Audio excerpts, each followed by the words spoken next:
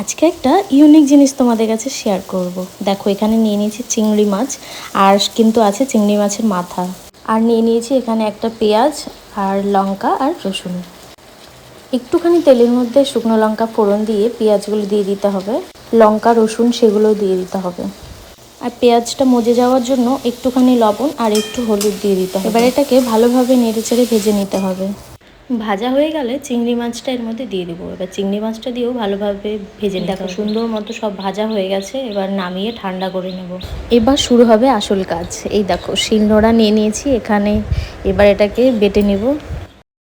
আর তোমরা দেখেছিলে যে ভাজার সময় কিন্তু আমি অল্প একটু লবণ দিয়েছিলাম, তো লবণটা হচ্ছে এখন পরিমাণ মতো দেবো। লবণটা পরে দেওয়ার কারণ হলো বাটার সময় না ঠিক হচ্ছে বাটাটা ভালো মতো বাটা যায় না, তো তার জন্য পরে লবণ দিলে বাটাটা নেওয়া যায়। আর কিন্তু দিয়েছি কাঁচা আদা, আর কাঁচা আদা কিন্তু এভাবে বাটার মধ্যে দিলে কিন্তু দারুণ একটা সেন্ট গন্ধ বেরোয়।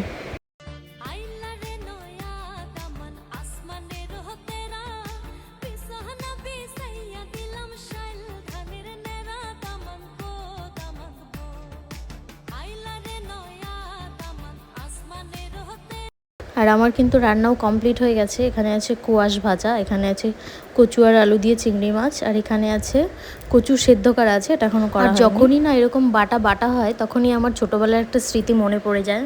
মা যখন এরকম বাটতো, আমরা 3 ভাই বোন মার পাশে বসে থাকতাম। গরম ধোয়া ওঠা ভাত আর পাটার মধ্যে এভাবে মেখে মা দলা করে আমাদের হাতে ভালো লাগতো সেটা খেতে, এখন বলে সেটা বোঝানো যাবে না।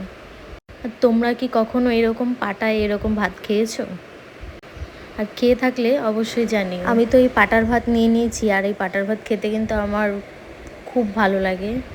কিন্তু সেই মায়ের হাতের ছোটোবেলার ওই খাওয়ারটাই আলাদাই ছিল, আলাদাই এক স্বাদ।